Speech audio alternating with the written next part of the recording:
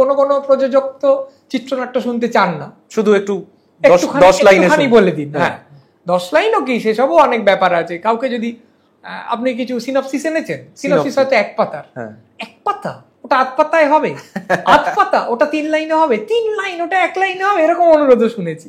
হোয়াটসঅ্যাপে তাকে পাঠাতে হয়েছে হয়তো এরকম 1 লাইন করে, তাও তিনি পড়েননি, মানে ওই নীল নীল হয়নি আর বোঝা যায়। এরকম প্রযোজকের কাছে গেছি যিনি খুব ভালো, তিনি বলেছেন না আপনার ছবি তো হবেই, আপনি এত মজার মজার কথা বলেন, ছবিটা নিশ্চয়ই খুব মজার হবে। কিন্তু চিত্রনাট্য শুনে তিনি হয়তো মিনিট 15 পরে চোখ দেখলে বোঝা তো আউট অফ ফোকাস হয়ে কি হচ্ছে, কি ঘটনা। কেউ হয়তো বলেওছেন আধা আধি মোটামুটি পড়ার পর বলেছেন আর পড়বেন না, এটা কি হচ্ছে, এটা তো কোনো গল্পই তো নেই। এবার সত্যি কথাই কোনো গল্প নেই। এবার আমি তাকে হয়তো বলেছি যে এ কথাটা ঠিক, কিন্তু আবার এরকম ছবি হয় যেখানে গল্প নেই। তখন তিনি বলেছেন সে আবার কি কথা, ছবির কাজ তো গল্প বলা। এবার আমি তাকে বলেছি যে না, সারা পৃথিবীর ছবি দেখলে বোঝা যাবে যে অনেকে গল্প বলেননি। তিনি বলছেন ওসব আতেল ছবি, ও নিয়ে আমরা কাজ করি না। তখন আমি তাকে হয়তো বলেছি সবসময় আতেল ছবিও নয়, হয়তো বাংলার প্রচন্ড জনপ্রিয় ছবি ৭৪, আপনি ৭৪-এর গল্পটা মুখে বলার চেষ্টা করুন, দেখবেন কোনো গল্প না, কোনো গল্প। আরে তুলসী চক্রবর্তী যা করলেন না, এর বাইরে আপনি কিছু বলতে পারেন না। কারণ ৭৪ হচ্ছে প্রতিটি সিকোয়েন্স অসম্ভব মজা, গল্প আছে, গল্প হচ্ছে সুচিত্রা সেন এসেছিলেন, সবাই তার প্রেমে পড়েছে। কিন্তু সুচিত্রা কিন্তু ৭৪-এর নায়িকা নন। কে নায়ক কে নায়িকা আমরা বলতেই পারবো না। ওটার নায়ক কি তুলসী চক্রবর্তী, ওটার নায়ক কি ভানু বন্দ্যোপাধ্যায়, প্রত্যেকেই নায়ক। অদ্ভুত আশ্চর্য, এরকম ছবি হয়, এরকম ছবি সারা পৃথিবীতে হয়েছে, বাংলাতেও হয়েছে। কিন্তু যারা প্রযোজক তারা ওটা বুঝতে চান না, অনেকে বুঝতে চান না। তারা বল একটা নিটোল গল্প থাকতেই হবে। এবার তাদের সম্পূর্ণ অধিকার আছে, তিনি তো তার টাকাটা বিনিয়োগ করছেন, তিনি বলতেই পারেন যে কোত্থেকে কি চিত্রনাট্য নিয়ে এসছে, তাই বলেন। এবং আমার ক্ষেত্রে প্রায় সবসময় তাই।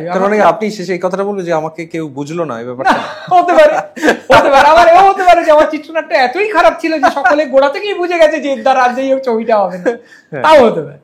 কিন্তু যে কোনো কারণেই হোক আমার চিত্রনাট্য পছন্দ হয় না। এরকমও দেখেছি যে কেউ একজন বলেছেন বলুন একটু সিনেমাটা সম্পর্কে, বললাম, তখন তিনি বললেন কিন্তু সিনেমাটা তো ডার্ক, মানে সিনেমাটা তো আনন্দে শেষ হলো না, তো সব খারাপ হলো। হ্যাঁ, কেন হলো?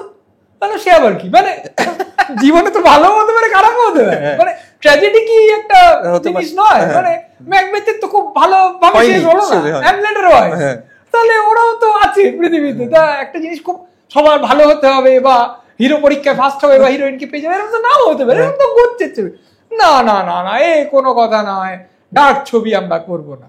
ফলে কত রকম ভাবে যে কাণ্ড হয় তার কোনো শেষ নেই। এরকম আমি শুনেছি যে স্ক্রিপ্ট আমি শুনতাম, কিন্তু আজ একাদশী তো আমি স্ক্রিপ্ট শুনবো না, এ কথাও আমি শুনেছি। ফলে তারা আসলে আমাকে নিরাশ করার জন্য বিভিন্ন কথা আবিষ্কার করেন, নাকি সত্যি সত্যি বলেন আমি সত্যি একেবারে চিত্রনাট্য লিখতে পারি না, নাকি এত ভালো লিখি যে আজ থেকে 200 বছর পর লোকে বুঝবে আহা গো একে করতে দিল না, এ আমি জানি না। কিন্তু প্রচুর প্রযোজকের কাছে, যদি প্রযোজক ধরুন আপনাকে এসে বললেন যে আমি এরকম একটা ছবি ভেবেছি, তুমি এই ছবিটা করো, তোমাকে আমি এত পরিমাণ টাকা দেবো, কিন্তু ছবির কনসেপ্টটা এইটা নিয়ে তোমায় বানাতে হবে, আপনি কি করবেন? যদি কনসেপ্ট আমার পছন্দ হয় নিশ্চয়ই করবো। এরকম অভিজ্ঞতাও আমার আছে। আচ্ছা, একজন প্রযোজক আমাকে খুব ভালো একটা ওয়ান লাইনার বলেছিলেন, এবং বলেছিলেন যে এই ধারণাটা নিয়ে তুমি একটা গোটা চিত্রনাট্য লিখে ফেলো। আমি লিখেও ছিলাম, সেটা তার এবং তার সঙ্গে যারা ছিলেন তাদের পছন্দ হয়েছিল, কাজটাও অনেক দূরে গিয়েছিল। তারপর একটা বিরাট গোলমাল হয়, সেই গোলমালটার কথা আমি বলবো না, কারণ তাহলে আবার অনেক লোকের হয়তো সম্পর্কে কিছু বলতে হয় যা অপ্রীতিকর, কিন্তু তারপর হয়নি সেটা।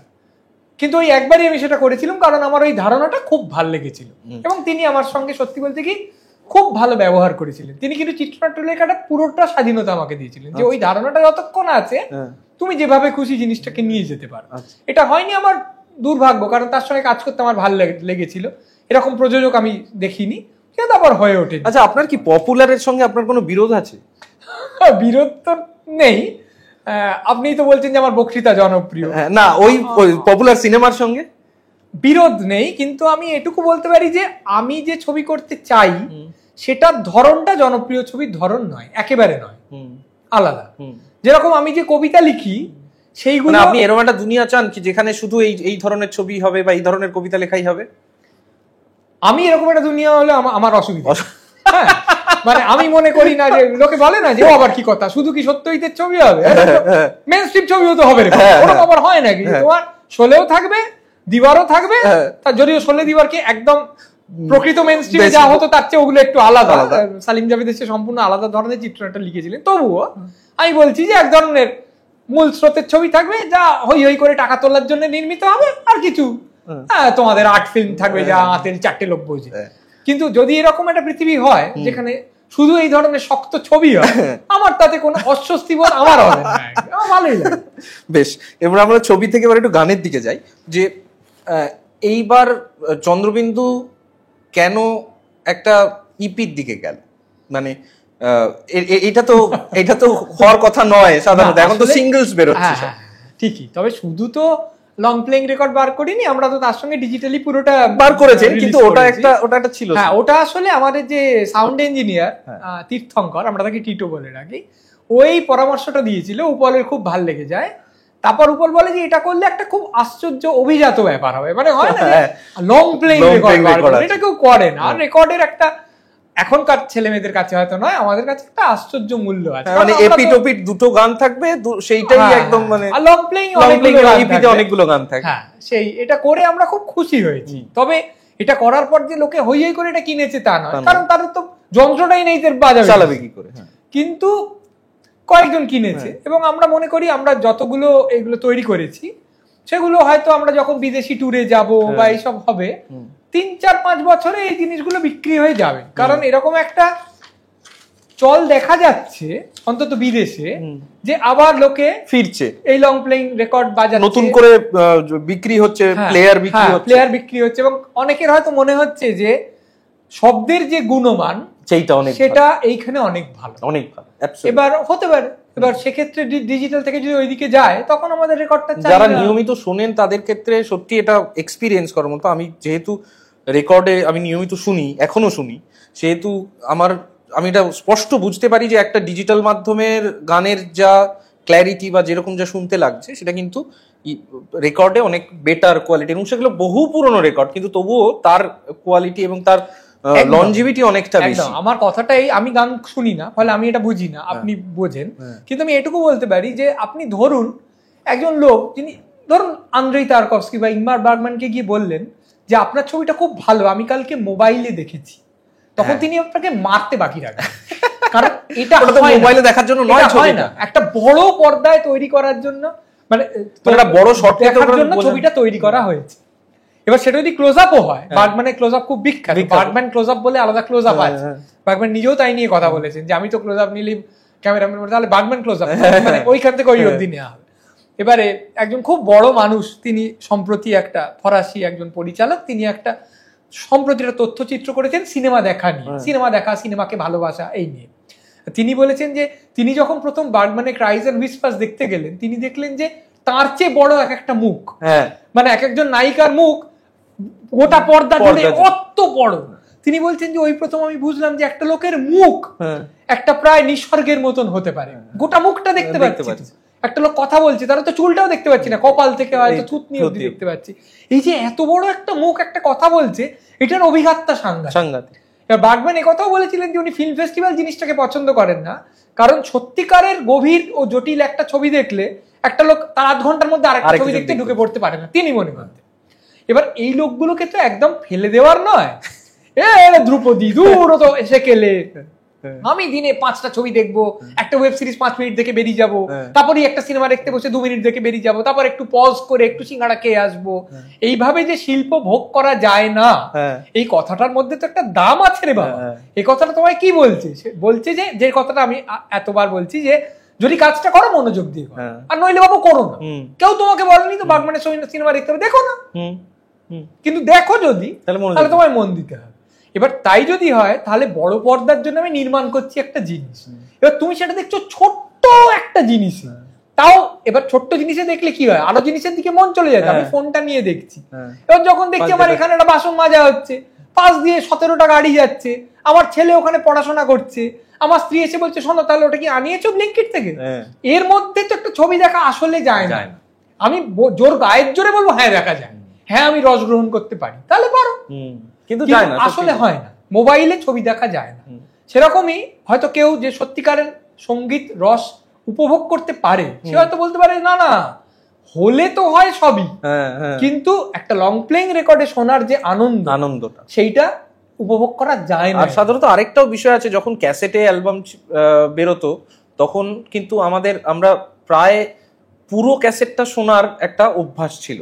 একদমই তাই, মানে একটা নয়, মানে পুরো পরপর গানগুলো শোনার একটা অভ্যাস ছিল, সে কারণে প্রায় মুখস্থর মতো হয়ে যেত একটা অ্যালবাম বিখ্যাত হলে যে চ অ্যালবামে এই গানগুলো আছে, পরপর এই গানগুলো আছে এপিটে ওপিটে। কিন্তু এখন ইউটিউবে তো আমি একটা সিঙ্গেল গান শুনে আমি চন্দ্রবিন্দু শুনে চলে যেতে পারি বব ডিলান শুনতে, আবার বব ডিলান শুনে আমি মানবেন্দ্র মুখোপাধ্যায় শুনতে আসতে পারি। ফলে এই সুযোগ আগেও ছিল, আপনার কাছে তো তিনজনেরই ক্যাসেট তিনজনের রেকর্ড থাকতে পারে, কিন্তু এই অভ্যেসটা ছিল না, বা উল্টো দিকে বলা যায় যে একজনের প্রতি মনোযোগ দেওয়ার অনুশীলনটা ছিল, যে পুরোটা করে নে না বাবা, সেটা কিছুটা ইপিতে বোধহয় যদি রেকর্ডে বাজে তাহলে হয়তো কিছুটা সেই অভ্যাসটা থাকবে, করে ওটা তুলে নেবে না, এটা হতে পারে। কিন্তু কি যে হবে সে কথা কেউ জানে না, মানে যেভাবে চলছে সেক্ষেত্রে আমি তো ছবি করি কতগুলো বন্ধু বান্ধব মিলে সামান্য একটু টাকা পয়সা দিয়ে, এবার একটা ছবির কালার কারেকশন করতে বসেছি একজনের সঙ্গে, তিনি প্রচুর কালার কারেক্ট করেন। এবার করতে গিয়ে আমি বলছি যে এইখানটা একটু বেশি চড়া রং হয়ে যাচ্ছে, আপনি জিনিসটাকে একটু কমান। উনি বলছেন না না আপনি বুঝছেন না, ওটা দেখবে তো মোবাইলে, সেখানে কিন্তু অমুক রং বেশি হলে ভালো লাগে, অমুক রং কম হলে। আমি একদম স্তম্ভিত যে কালার কারেকশন করা হচ্ছে মোবাইলে, এটা ধরে নিয়ে যে দর্শক দেখবেন মোবাইলে। আমি ঠিক মানে ল্যাপটপে কেউ দেখে না, মোবাইলে আপনার ছবিটা বেশিরভাগ লোক 90% লোক দেখবে মোবাইলে, সেই অনুযায়ী আপনাকে কালার কারেক্ট করতে হবে। শুনে আমি স্তম্ভিত, আমার এত খারাপ লাগলো যে আমি ভাবছি যে বড় পর্দায় দেখবে না ঠিক আছে, অন্তত একটা কম্পিউটারে তো দেখবে, মানে তার তো একটা কিছু না হোক একটা 13 ইঞ্চি 15 ইঞ্চি জিনিস আছে, মানে ওই ল্যাপটপে দেখে কি হবে, ফোনে দেখে যে কি বুঝবে, কিন্তু বুঝছে তো ওই দূর থেকেই হচ্ছে, তাতেই ভিউ হচ্ছে, হয়তো বলা যায় না আমারও একটু নাম হচ্ছে, কোন দিন আমাকেই কেউ বলবে কাহিনী চিত্র করতে। ভালো, আমি আরেকটা জিনিস জিজ্ঞেস করি, যে অনেকেই বলে যে সোশ্যাল মিডিয়ায় আপনার ভিডিও ইত্যাদির নিচে কমেন্ট থাকে বিভিন্ন জায়গায়, আপনি সবকিছুর বড় সমালোচনা করেন, সবকিছু নিয়ে বড় ক্রিটিক্যাল। এই ক্রিটিক্যাল হওয়ার কি কোনো মানে এটা কি আপনার একটা, অনেকে বলে যে ও ইচ্ছে করে ওরকম করে বলে যাতে লোকে একটু গালাগালি দেয়, যাতে ও একটু পপুলারিটি পায়, মানে ও ইচ্ছে করে ট্র্যাডিশনাল যৌন জীবন শব্দটা হয় কিনা আমি জানি না, কিন্তু যাই হোক মানে সেইটাকে ইচ্ছে করে গালি দেয় যাতে লোকে একটু ওকে গালি দেয়। ব্যাপারটা কি এটা তারা বলতেই পারে, তাদের সম্পূর্ণ অধিকার আছে, সে তো ছোটবেলাতেও বলা হয় তুই উল্টো কথা বলিস যাতে লোকে তোর দিকে তাকায়, মনোযোগ আকর্ষণ করে, সে তো বলবেই, তাতে সম্পূর্ণ বলার স্বাধীনতা আছে। কিন্তু আমার তা মনে হয় না, আমি আপনি বললেন হয়তো লাইসেন্সড বিবাহটা হচ্ছে একটা যৌনতার লাইসেন্স, এরকম একটা কিছু এর কাছাকাছি। খুব আশ্চর্য কথা নয়, সবাই জানে, আইডেন্টিফাই করে না, স্বীকার করতে চায় না। দূর, এই বিবাহ নিয়ে আমি যা বলেছিলাম আমি হচ্ছে অনেক কর্কশ ভাবে কথাটা সেদিন বলতে পারি, সেই লজিকটা হয়ে গেল যে আপনি যেটা বললেন যে এইটা অতটা জনপ্রিয় হবে না, ওইটা জনপ্রিয় হবে, কিন্তু এইটা আমি বিতর্কটায় অনেক বেশি কর্কশ ভাবে এই কথাগুলো বলতে পারতাম, কিন্তু আমি ভালো থাক এতগুলো লোক বিয়ে করেছে, আমিও তো বিয়ে করেছি, ওরকম ভাবে বলবো না। কিন্তু তারপর যে গালাগালটা গেলাম যে বাবা ঠিক আছে, তাতে আমার অসুবিধে নেই। কিন্তু এটা ঠিক যে আমি সাধারণত, মানে সে কথা কেউ বিশ্বাস করতে পারেন নাই করতে পারেন, আমি সাধারণত আমি যা মনে করি তাই বলি। আমি ওইটা বললে লোকে খুব হই হই করবে বা নিন্দে হলে আমার টিআরপি বাড়বে এই বলে কাজ করি না, সাধারণত করি না, মানে আমি তো মনে করি যে কখনো করিনি, ফলে সেটা ঠিক আছে, সেটা বলি। এইবারে প্রশ্ন হচ্ছে তাহলে কি আমার দৃষ্টিভঙ্গিটাই এমন তির্যক যে যাই দেখি আমার তার মধ্যে খারাপটাই মনে পড়ে আর ভালোটা ভাল লাগে না? আমার কথা হচ্ছে তা হয়তো নয়, কিন্তু আমার মনে হয় কেউ যদি বুদ্ধি নিয়ে এবং সংবেদনশীলতা নিয়ে আজকের সমাজ ও চারপাশের দিকে তাকায়, তাহলে সে কোনো ভালো জিনিস দেখতে পাবে বলে আমি মনে করি না। প্রায় কিছুই নয়। এবার জীবন নিশ্চয়ই সুন্দর, পটেটো চিপস খেতে খুব ভালো লাগে, কোথাও চিকেন রোল তো খুব সুন্দর, বিরিয়ানি ভালো লাগে, হ্যাঁ প্রেম করতে ভালো লাগে নিশ্চয়ই, মানে পৃথিবীতে অনেক জিনিস আছে যা খুব ভালো, কবিতা পড়তে ভালো লাগে, সত্যি তো আজকে যে এই সুযোগ আমি পাই বা সকলে পান এতগুলো সিনেমা দেখা, আমার কাছে এটা একটা সত্যি আমার ফ্যান্টাসি যা সত্য হয়েছে। আমি ছোটবেলায় ভাবলাম যদি এমন হয় যে অনেক সিনেমা দিনে দেখতে পাই, সত্যি এখন তা পাই, খুব ভালো।